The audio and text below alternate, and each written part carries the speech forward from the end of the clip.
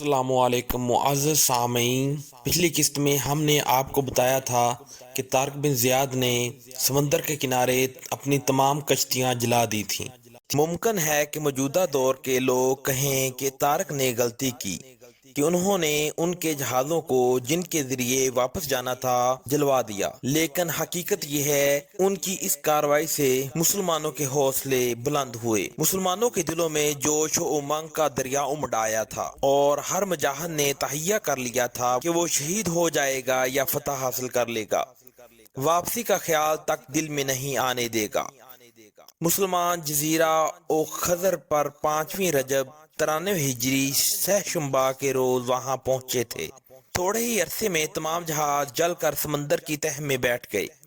طارق نے کہا، مسلمانوں، تمہاری واپسی کا اب کوئی ذریعہ باقی نہیں رہا، اب صرف دو ہی باتیں ہیں، یا تو شہید ہو جاؤ یا ملک فتح کرو۔ امامن نے کہا، جو انسان انسانیت رکھتے ہیں ضرور ان پر اثر ہوتا ہے۔ ہاں، تو میں کہہ رہا تھا، جب بھیڑیوں نے میری بیٹی کو پکڑا، اس نے میری طرف دیکھا تو میں ضبط نہ کر سکا اور پارا دل کو چھڑانے آگے بڑھا، مگر ان میں سے دو خونخوار انسانوں نے مجھے پکڑ کر اس زور سے دھکا دیا کہ میں گر پڑا، اور گرتے وقت میرا سر دروازے کے سنگی بازو سے ٹکرایا اور میں بے ہوش ہو گیا۔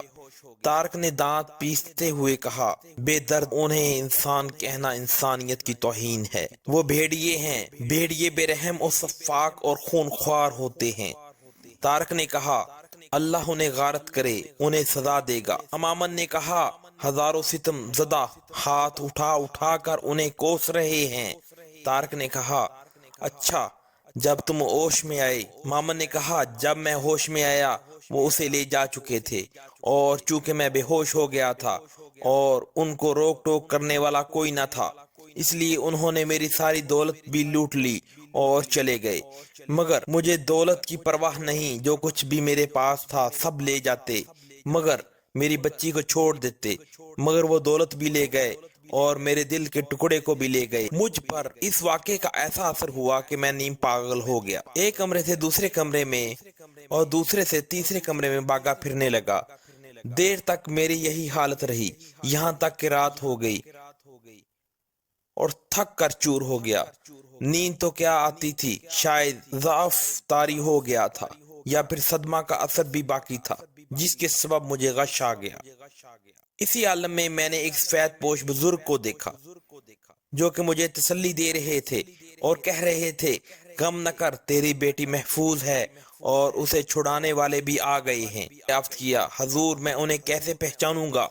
انہوں نے جواب دیا، ان کی سفید اور سادہ پوشاک اور چوڑے چوڑے دامنوں سے پہچان، وہ سب امامے باندھے ہوں گے، ان کو دنیا مسلمان کے نام سے پکارتی ہے۔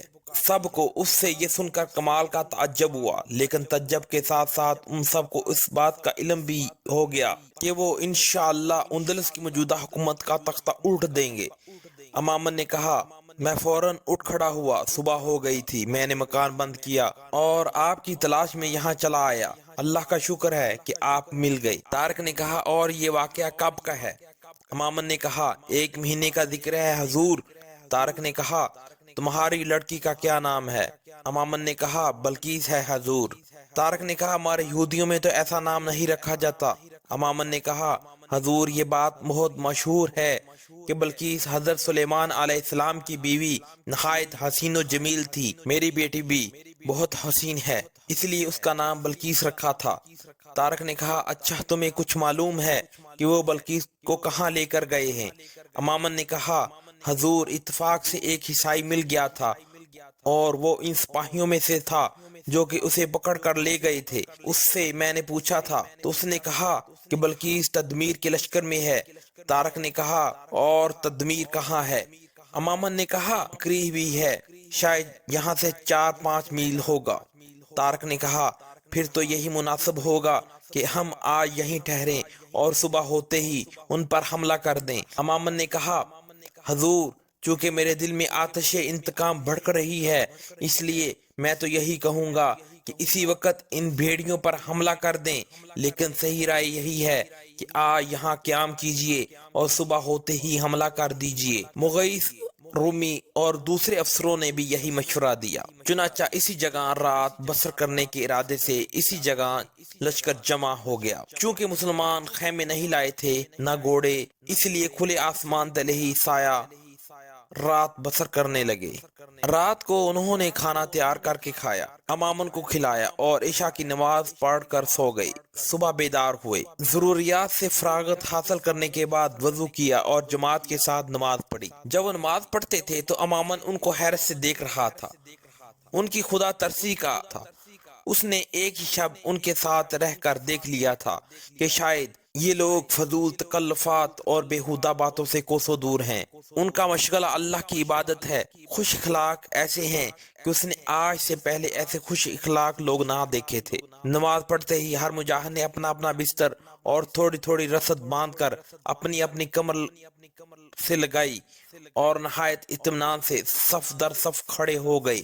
اگرچہ طارق لشکر کے سپہ سالار تھے اور ان کے ساتھ ان کا غلام بھی تھا، مگر وہ اپنا بستر کمر سے باندھے ہوئے تھا اور طارق اپنا۔ یہ مسابقات دیکھ کر امامن کے دل پر گہرا اثر پڑا۔ اسلامی لشکر نہایت اطمینان اور استقلال سے چل پڑا۔ یہ مسابقات دیکھ کر امامن کے دل پر گہرا اثر ہوا۔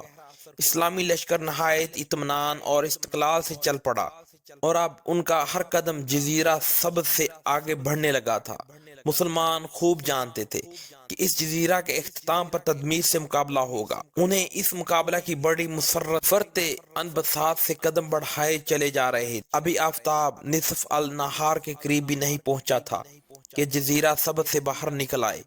انہوں نے کچھ ہی دور جا کر عیسائی لشکر کو دیکھا جو خیموں میں پڑا ہوا سو رہا تھا۔ انہیں مطلق خبر نہیں تھی کہ ان کی موت ان کی سروں منڈلا رہی ہے۔ مسلمانوں نے اس میدان میں جاتے ہی اللہ اکبر کا نعرہ بلند کیا۔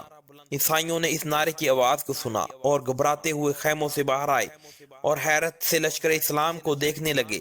اندلس کی پہلی جنگ، یہ لشکر تدمیر کا تھا۔ خیموں میں دور تک چولداریاں تھیں اور ان کے پیچھے گھوڑے بندھے ہوئے تھے۔ جن حیران کن متعجب نظروں سے وہ مسلمانوں کو دیکھ رہے تھے، اس سے صاف پتہ چل رہا تھا کہ وہ نہایت متعجب ہوئے ہیں۔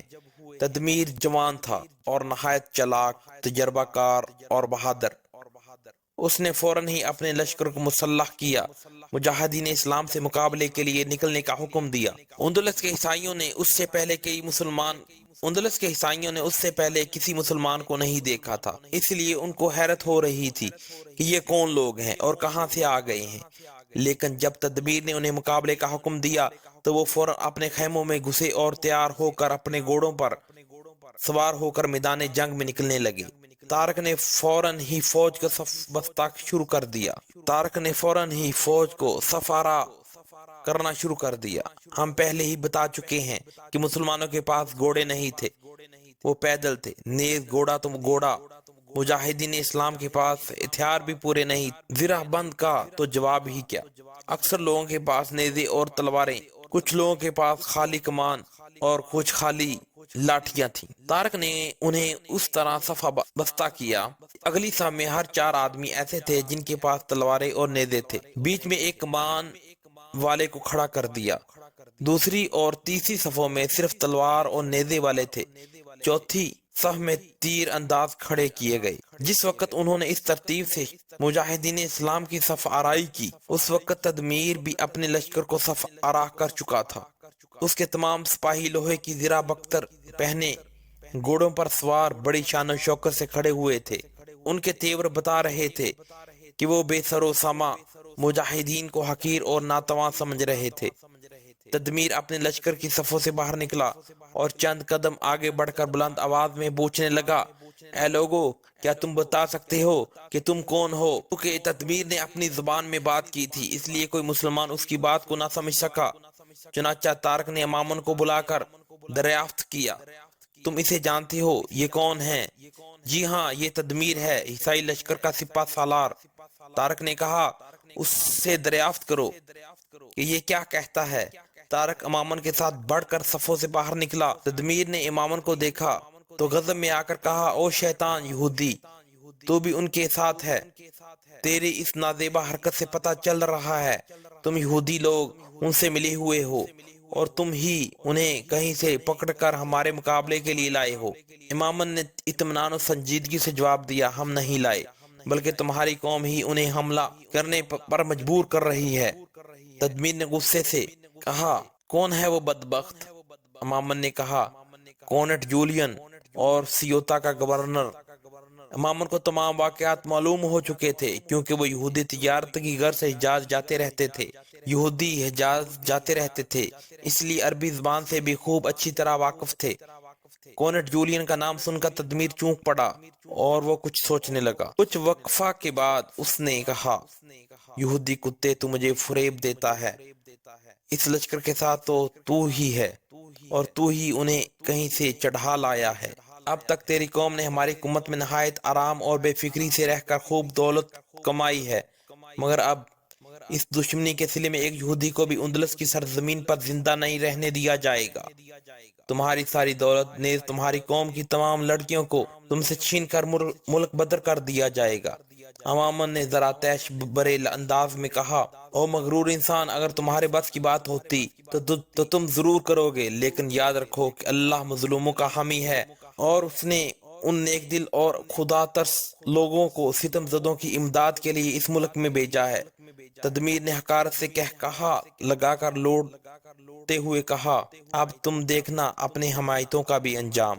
امام نے اسے روکتے ہوئے کہا، تدمیر ایک بات بتاؤ۔ تدمیر نے اس کی طرف گھومتے ہوئے کہا۔ امام نے غمزدہ لہجے میں دریافت کیا، میری بیٹی کہاں ہے؟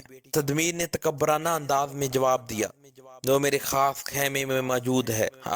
ہم نے اب تک اس کی عزت کی ہے اور اسے آرام سے رکھا ہے، مگر اب اس کی انتہائی ذلت کی جائے گی، اسے سخت تکلیفیں دی جائیں گی۔ امام نے کہا، ہاں اگر تم زندہ رہے تو۔ تدمیر لوٹ گیا، اس نے کوئی جواب نہیں دیا۔ طارق چونکہ اس کی زبان نہیں سمجھ رہا تھا، اس لیے انہیں الجھن ہو رہی تھی اور وہ باتیں معلوم کرنے کا اشتیاق بڑھتا جا رہا تھا۔ جب تدمیر لوٹ گیا تب طارق نے امامن سے پوچھا، کیا گفتگو ہوئی ہے تمہارے درمیان؟ امامن نے تمام گفتگو سنا دی۔ طارق نے کہا، وہ مغرور ہے، اسے اپنے لشکر اور لشکر کے ساز و سامان پر غرور ہے، لیکن نہیں جانتا کہ مسلمانوں کا حامی اللہ ہے اور اللہ ہر مغرور و متکبر کو سزا دیتا ہے۔ انشاءاللہ وہ اپنی آنکھوں سے اپنا انجام دیکھ لے گا۔ امامن نے کہا، حضور سب سے زیادہ مسرت اسی بات کی ہے کہ بلقیس بھی اس کے پاس ہی ہے، شاید اللہ اسے آزاد کرا دے گا۔ طارق نے کہا، دعا مانگو، اس میں سب کچھ قدرت ہے۔ اس وقت عیسائی لشکر میں طبل جنگ بج چکا تھا۔ طارق نے سمجھ لیا کہ اب مسیحی لشکر حملہ کرنا چاہتا ہے۔ اس نے کہا، مسلمان دشمن تم کو پیس ڈالنے کے لیے حملہ کر رہا ہے، یہ پہلی مہم ہے۔ اگر تم نے استقلال اور دلیری سے جنگ کر کے اس میں کامیابی حاصل کر لی تو تمہاری دھاک تمام اندلس پر بیٹھ جائے گی۔